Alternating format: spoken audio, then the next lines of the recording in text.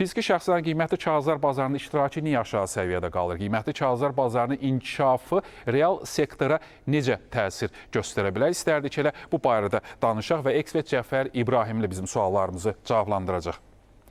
Buyurun Cəfər müəllim, Zəhmət oğlumuza deyərdi, səbəblər nədir? Fiziki şəxslər niyə iştirak edə bilmirlər?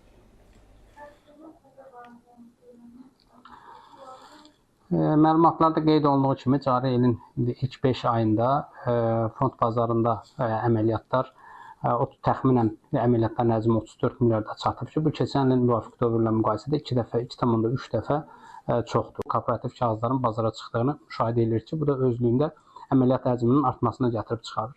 Bir də əqdlərin ümumi həcmində də ciddi şəkildə artım müşahidə olunur.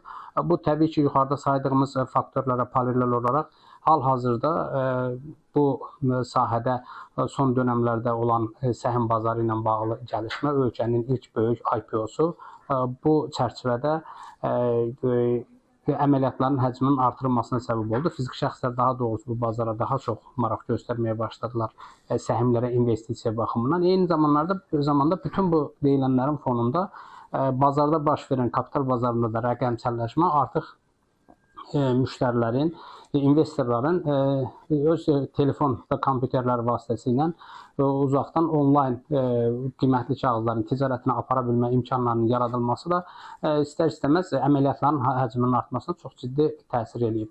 Bu mənada burada bütün spektrlarda bazarın ciddi böyüməsi müşahidə olunur.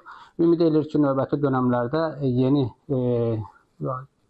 kütləvi təkliflərində yenə də bazarda həm investor həcminin artması, həm fiziki şəxslərin bazara daha çox cəlb olunması və yaxud da daha çox əməliyyatların həcminin böyüməsi müşahidə oluna bilər.